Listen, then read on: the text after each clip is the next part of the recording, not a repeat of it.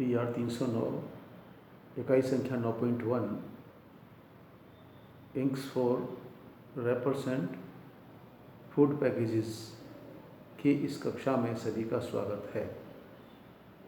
Wrapper और package शब्द ये बताते हैं कि ऐसी खाद्य सामग्री जो किसी सुरक्षित आवरण में ढक कर के ग्राहक तक पहुंचाई जाती है और सुरक्षित आवरण में ढकने के पश्चात उसका परिचय या उसका लेबल लगा के ग्राहक तक पहुंचाया जाता है और ग्राहक ये जान करके कि ये सामग्री कौन सी है, कितनी मात्रा की है, कितनी मूल्य की है, कब इसकी अंतिम तिथि है, कब इसकी निर्माण तिथि है, क्या इसकी उपयोग विधि है और कहाँ की बनी है और उसके क्या कुछ विशेषताएं हैं, उन सबको जान के वो उसका उपयोग करता है। तो रैपर लपेटने की विधि है और पैकेज बांधने की विधि है। रैपर को पैकेज कह सकते हैं, पैकेज को रैपर कह सकते हैं, नाम अलग अलग हो सकते हैं, लेकिन बहुत सारे इनके मतलब हैं। लेकिन बोलचाल में अध्ययन के तौर पे हम रैपर खास करके जो भी सपाट समतल चीज़ को लपेट करके, किसी कागज़ है या कोई प्लास्टिक है, किसी उसको लपेट करके उस चीज़ को हम फ्लेक्सिबल पैकेजिंग के तौर पर भेजते हैं। और किसी को हम कोई बिल्कुल डब्बा बना के, कंटेनर बना के, संदूक बना के, उसी सामग्री की चौकोर संदूक बना के या और कोई आकार का कोई डब्बा बना के उसको पेश कर सकते हैं। तो पैकेजिंग और रैपिंग दोनों ही पैकेजिंग का भाग है। तो रैपर में भी किसी खाद्य सामग्री को सुरक्षित लपेट करके मार्केटाइज किया जा सकता है और पैकेजिंग की मार्फत भी उसको डब्बे में बंद करके, सुरक्षित आवरण में बंद करके मार्केटाइज किया जा सकता है। इस अध्याय में ये बताने का प्रयास किया गया है कि स्याही कैसी हो और स्याही के द्वारा होने वाले ऐसे कौन से दुष्प्रभाव हैं जो उसमें बंद खाद्य सामग्री को नुकसान पहुंचा सकते हैं। उस खाद्य सामग्री का उपयोग करने पर स्वास्थ्य पर प्रभाव पड़ सकता है। खाद्य सामग्री के गुणात्मक परिवर्तन से वो चीज़ पूरी तरह ख़राब भी हो सकती है या कम वो क्वालिटी की हो सकती है।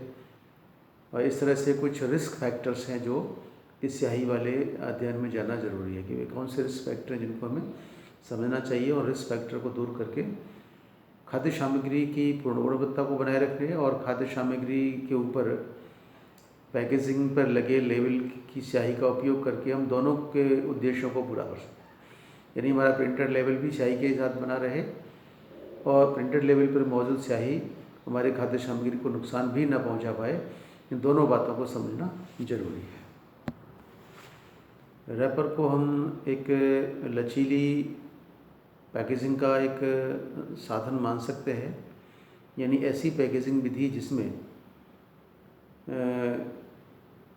किसी भी उत्पाद एवं सेवा को लपेट करके एक फ्लेक्सिबल पैकेजिंग में मार्केट में उतारा जाता है। उसमें उसको हम कैसे भी तोड़ मरोड़ सकते हैं, किसी तरह से मोड़ सकते हैं, इसलिए उसे फ्लेक्सिबल कहा जाता है। और पैकेजिंग में रिजिड पैकेजिंग हो सकती है, फ्लेक्सिबल भी हो सकती है, यानी डब्बे बंद है, संदूक नुमा है या कोई और बड़े आकार की जो कंटेनर में जो पैकेजिंग है वो हमारी रिजिड पैकेजिंग कहलाती है। तो रैपर और पैकेजिंग दोनों ही पैकेजिंग का भाग है। तो आप ये कह सकते हैं किसी खाद्य या गैर खाद्य सामग्री, किसी उत्पाद अथवा सेवा को लपेट करके, भर करके एक सुरक्षित आवरण की मार्फत प्रिंटर लेबल लगा के मार्केट में उतारने की कला पैकेजिंग कहलाती है। पैकेजिंग में रिजिड पैकेजिंग के बड़े बड़े बॉक्स हो सकते हैं और फ्लेक्सिबल पैकेजिंग के खोखे हैं, लिफाफे टाइप चीज़ में बंद सामग्री हो है। पैकेजिंग में कागज़ है, बोर्ड है, आपके मेटल फॉयल है, प्लास्टिक है, ये चीज़ें पैकेजिंग का मटेरियल हो सकती हैं जिनके द्वारा हम रैपर या कोई पैकेज्ड कवर बना के उसमें सामग्री को भर के और सुरक्षित करके मार्केट में उतारते हैं। तो स्याही वाले बिंदु में आपको ये देखना कि पैकेजिंग के ऊपर लगी प्रिंटेड लेबल है, पैकेजिंग के ऊपर लगा प्रिंटेड लेबल है, उसकी जो स्याही है उसका क्या रोल है। प्रिंटेड लेबल पर मौजूद स्याही का रोल है कि पूरे मैसेज को एक विजिबिलिटी देता है, मैसेज समझ में आता है, मैसेज में क्या बातें हैं, क्या उसकी एक्सपायरी डेट है, क्या उसकी निर्माण तिथि है, क्या उसकी मात्रा है, क्या उसकी प्राइस है और किस मात्रा में कैसे उसको उपयोग करना है, उस कंटेंट की पूरी जानकारी होती है। ग्राहक को उसको ख़रीदना, उसको समझना, उसको उपयोग करना आसान होता है। तो स्याही का ये रिजल्ट आता है कि स्याही बह कर के या प्रिंटिंग के पश्चात ख़राब होकर के या उपयोग से पहले या उपयोग के दौरान स्याही का कोई भी कांटेक्ट अगर उस उत्पाद या सेवा से हो जाता है तो उत्पाद और सेवा ख़राब हो सकती है। मान लीजिए बिस्किट है, बिस्किट के ऊपर लेबल लगा है, लेबल पर स्याही मौजूद है। वो स्याही या तो मुद्रण के दौरान ही लेबल के जो मटेरियल है, कागज़ है या मान लो प्लास्टिक बेस्ड मटेरियल या फॉइल बेस्ड मटेरियल है, उसमें स्याही मूव करके माइग्रेट करके दूसरे हिस्से पे जा सकती है। और जब उसमें हम फूड आइटम को रैप करेंगे या पैकेज करेंगे तो रैप्ड कवर के अंदर जो मौजूद हमारा फूड आइटम है उसके संपर्क में स्याही के आने से उस फूड आइटम की क्वालिटी डिस्टर्ब हो सकती है, वो पॉइजनस हो सकता है, वो उसमें कुछ दोष आ सकते हैं, उसके गुणात्मक परिवर्तन हो सकते हैं और वो लॉन्ग रन में सेहत के लिए नुकसानदायक हो सकता है। इन सब डिफेक्ट्स को पहचानने के लिए स्याही के दुष्प्रभाव या स्याही के माइग्रेट होकर फूड मटेरियल की कांटेक्ट मारने की जो समस्या है वो हमारे फूड पैकेजिंग इंक का भाग है।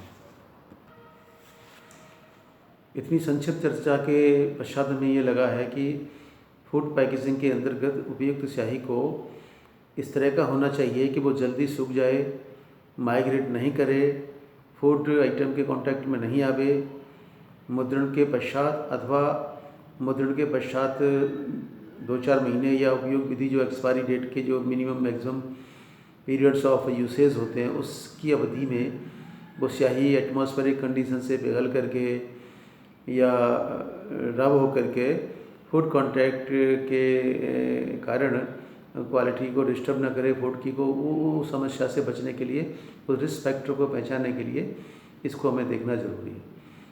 यानी कि फूड के कांटेक्ट में आने से मौजूद लेवल की स्याही फूड की क्वालिटी को डिस्टर्ब कर सकती है। इसलिए कोशिश ये होनी चाहिए कि इंक का माइग्रेशन कम से कम हो ताकि हमारा फूड आइटम पूरी तरह सुरक्षित रहे। तो इस चैप्टर में प्रयुक्त शब्दों को हम ऐसे परिभाषित कर सकते हैं। ऐसी स्याहियाँ जो फूड रैपर्स पे इस्तेमाल की जाती हैं फूड रैपर इंक कहलाती हैं। ऐसी स्याहियाँ जो फूड पैकेजिंग पे इस्तेमाल की जाती है फूड पैकेजिंग इंक कही जाती हैं। यानी इन सभी स्याहियों को कॉमन शब्दों में फूड ग्रेड इंक्स कहते हैं। यानी वे स्याहियाँ जो फूड आइटम्स को ढकने वाले, रैप करने वाले, लपेटने वाले ढक्कन या फ्लेक्सिबल पैकेजिंग के ऊपर लेबल को प्रिंट करने के लिए उपयोग में ली जाती है, वो सब फूड ग्रेड इंक होती है। फूड ग्रेड इंक में कुछ क्वालिटी स्टैंडर्ड्स होते हैं, कुछ नियमों की पालना होती है, कुछ उसके रिस्क फ्री सर्टिफिकेट होते हैं जिससे ये पता लगता है इस स्याही में एनवायरमेंटल कंडीशन या पॉल्यूशन फ्री स्टैंडर्ड्स को अप्लाई किया गया है, गवर्नमेंट के रूल्स को माना गया है, इसमें टॉक्सिन्स यानी जहरीले पदार्थ कम से कम हैं, इसमें केमिकल कंटेंट जो है फूड आइटम के लिए सूटेबल है और इसका स्याही का केमिकल कंटेंट फूड आइटम्स की क्वालिटी को ना डिस्टर्ब करेगा, ना उसे पॉइजनस करेगा और ना ही उसके संपर्क में आने पर यानी स्याही के संपर्क में आने के बावजूद भी फूड आइटम्स की क्वालिटी बनी रहेगी और फूड आइटम्स को खाने के पश्चात खाने वाले व्यक्ति के स्वास्थ्य पर कोई प्रभाव नहीं पड़ेगा। तो फूड पैकेजिंग इंक का रिस्क फैक्टर है उसको जानने के और उसके पहचानने के संबंध में कुछ बातें और भी ज़रूरी हैं जिनको हमें समझना ज़रूरी है। फूड पैकेजिंग इंक के अंतर्गत जहरीले पदार्थों का समावेश नहीं होना चाहिए। दूसरा पॉइंट है फूड पैकेजिंग इंक के अंतर्गत ऐसे पदार्थ हों जो जल्दी से जल्दी सूख करके यानी एवोपरेटिंग मेथड से सूखने वाली स्याहियाँ होती हैं। फूड पैकेजिंग के अंतर्गत ज़्यादातर हमें नॉन पोरस मटेरियल का इस्तेमाल करना चाहिए ताकि स्याही का माइग्रेशन कम से कम। फूड पैकेजिंग मटेरियल में स्याही के सूखने पश्चात स्याही को एटमॉस्फेरिक कंडीशन से दुष्प्रभावित नहीं होना चाहिए और ना ही उसको लैक ऑफ रेजिस्टेंस या लैक ऑफ ड्यूरेबिलिटी से बैक करके या आगे एटमॉस्फेरिक कंडीशन से और बैक करके वो किसी भी फूड आइटम के कांटेक्ट में नहीं आवे। और स्याही ऐसी हो कि जो गवर्नमेंट के टॉक्सिकोलॉजिकल डाटा कि स्टैंडर्ड के हिसाब से कम पॉइजनस हो, कम से कम केमिकल कंटेंट हो, और वो केमिकल कंटेंट ऐसे हों जो पॉल्यूशन फ्री हो, और उनके संपर्क में स्याही के संपर्क में फूड आइटम के आने के बाद उसकी क्वालिटेटिव स्टैंडर्ड कम से कम ख़राब हो। तो ये कुछ हमारे रिस्क फैक्टर के पॉइंट थे। और इसके पश्चात हम ये कह सकते हैं कि हमारे स्याही के संबंध में जो गवर्नमेंट के रूल्स रेगुलेशन है उस हिसाब से स्याही का फूड ग्रेड आइटम होता है। स्याही के फूड ग्रेड कंडीशन यानी फूड ग्रेड इंक का सर्टिफिकेट फूड ग्रेड इंक के सप्लायर्स को गवर्नमेंट स्पेशली अप्रूव करती है, और उनके द्वारा फूड आइटम्स के लिए फूड ग्रेड स्टैंडर्ड की इंक्स बनाई जाती हैं, और फूड ग्रेड स्टैंडर्ड की इंक्स ही पैकेजिंग पर अप्लाई की जा सकती हैं। अन्य कामों में इस्तेमाल की जाने वाली स्याहियाँ वो फूड पैकेजिंग के लिए इस्तेमाल नहीं की जा सकती। इसके लिए गवर्नमेंट के रूल्स होते हैं, गवर्नमेंट के रेगुलेशंस होते हैं, उनको फॉलो करना ज़रूरी है।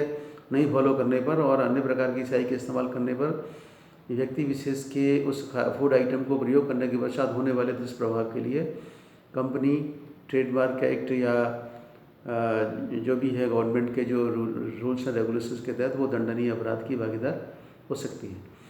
तो फूड पैकेजिंग के आइटम पर इस्तेमाल होने वाली प्रिंटेड लेबल की स्याही फूड ग्रेड फ्रेंडली होगी, इन्वायरमेंटल फ्रेंडली होगी, पॉल्यूशन फ्री होगी, केमिकल कंटेंट निश्चित लेवल पे होंगे, और टॉक्सिकोलॉजिकल लिमिट जो होती है उसकी जो माइग्रेशन लिमिट है फूड आइटम से कांटेक्ट नहीं कर पाए, वो सारे पॉइंट इसमें हैं। तो विचारणीय बिंदु हम संक्षेप में समझ सकते हैं कि फूड ग्रेड इंक्स के संबंध में फूड ग्रेड इंक को मुद्रण के पश्चात तुरंत सूखना चाहिए, एवोपरेटिंग मेथड से सूखना चाहिए।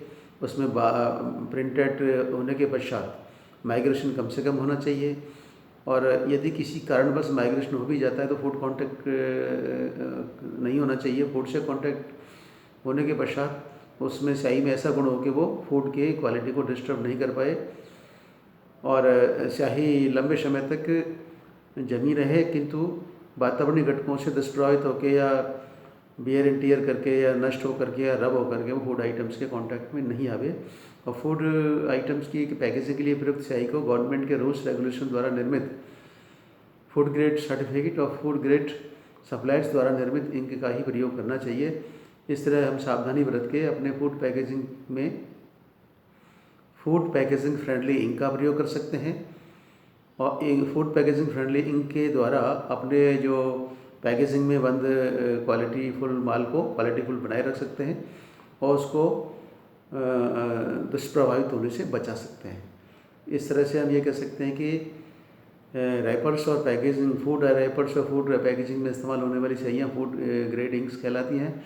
फूड ग्रेड इंक्स के लिए गवर्नमेंट का सर्टिफिकेट होता है, और गवर्नमेंट के सर्टिफिकेट फूड ग्रेड इंक्स के लिए कुछ निश्चित स्टैंडर्ड के रूल्स के द्वारा जारी किए जाते हैं, और फूड ग्रेड इंक सप्लायर द्वारा ही जो स्याहियाँ बनाई जाती है वो फूड ग्रेड आइटम्स के पैकेजिंग पर मुद्रण हेतु प्रयोग में ली जाती है। इसलिए इसका व्यक्ति के स्वास्थ्य से, सरकार के कानून से, और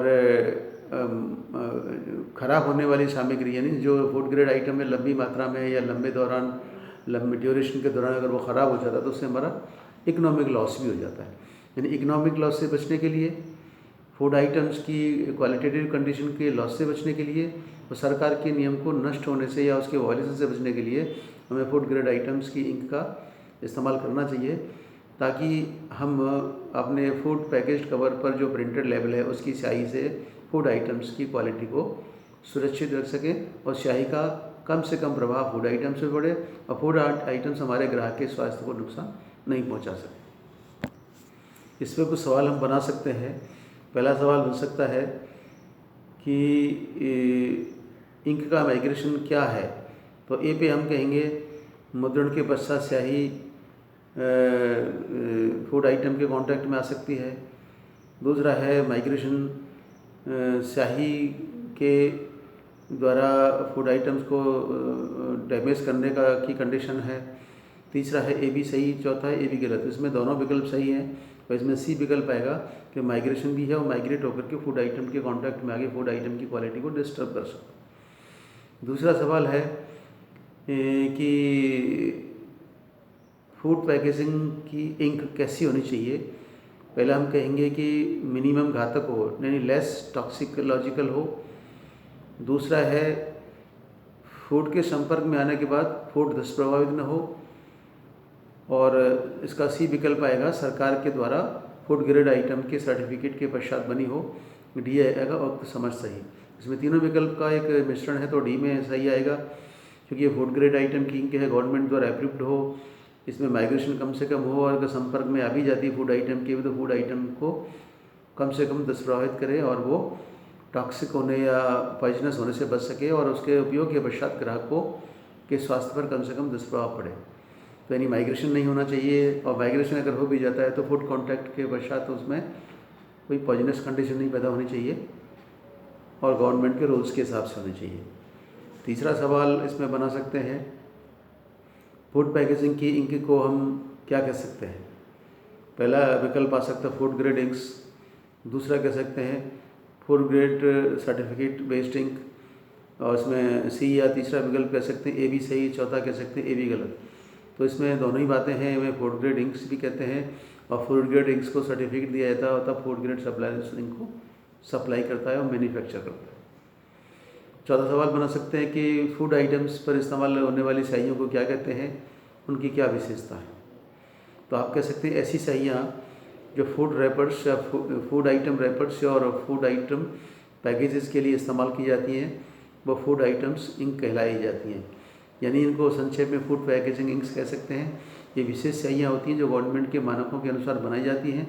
इन स्याहियों की विशेषता ये होती है, ये कम से कम घातक होती हैं, कम से कम केमिकल कंटेंट होता है, और ऐसा केमिकल कंटेंट होता है जो फूड फ्रेंडली हो, और यदि स्याही किसी कारणवश खाद्य सामग्री के संपर्क में आती है तो खाद्य सामग्री की गुणवत्ता को नुकसान नहीं पहुंचता है। पांचवा सवाल बड़ा बना सकते हैं कि फूड रैपर और फूड पैकेज की स्याही का मतलब क्या है, ये स्याहियाँ किस प्रकार की होती हैं और इनका विवरण दीजिए।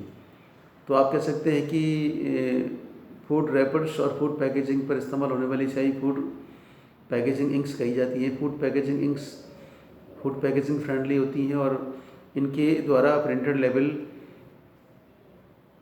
के संपर्क में आने के पश्चात फूड आइटम का गुणवत्ता या फूड आइटम की क्वालिटी दुष्प्रभावित नहीं होती है, और स्याही का माइग्रेशन कम से कम होता है, जिससे हमारे फूड की क्वालिटी बनी रहती है। तो हम ये कह सकते हैं कि फूड आइटम्स की पैकेजिंग को करने वाले ढक्कन या रैपर पर इस्तेमाल होने वाली लेबल की स्याही फूड ग्रेड इंक कही जाती है, और फूड ग्रेड इंक को हम फूड पैकेजिंग इंक कहते हैं। अब इनकी विशेषताओं में बता सकते हैं, ये कम से कम इनकी मुद्रण के पश्चात ये एवोपरेशन मेथड से सूखती हैं। ये पर्यावरण मानकों और गवर्नमेंट के रूल्स के हिसाब से फूड ग्रेड मेजर स्टैंडर्ड को पूरा करती हैं। इनके मुद्रित लेवल के संपर्क में आने के पश्चात फूड आइटम दुष्प्रभावित नहीं होते हैं, और वातावरणीय घटकों या एटमॉस्फेरिक कंडीशन से प्रिंट की इंक का कोई भी direct indirect effect food item पर नहीं पड़ता है।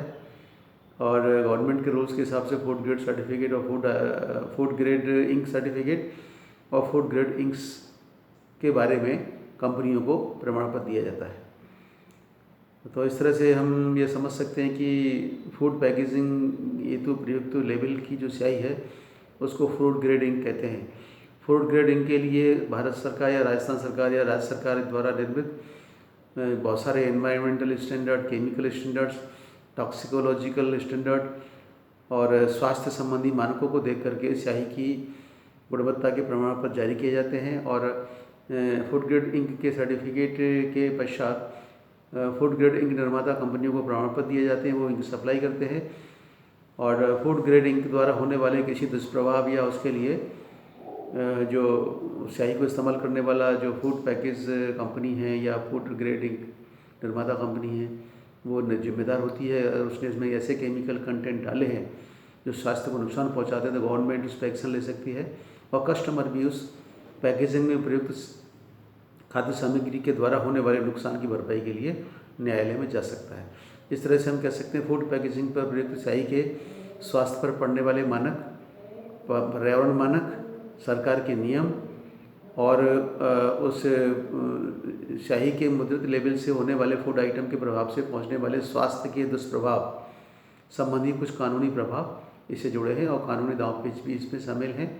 इसलिए हमें फूड आइटम ग्रेड की जो स्याही है वो मानक निर्माता से खरीद के उसका प्रयोग करना चाहिए, ताकि जीवन और व्यक्ति के स्वास्थ्य से जुड़े फूड आइटम्स की गुणवत्ता बनी रहे और खाने के पश्चात खाने वाले ग्राहक के स्वास्थ्य पर कम से कम दुष्प्रभाव पड़े। और ये हमारे जीवन के एक अधिकार से जुड़ी चीज़ है। इस कक्षा में आने के लिए सभी छात्रों का बहुत बहुत धन्यवाद।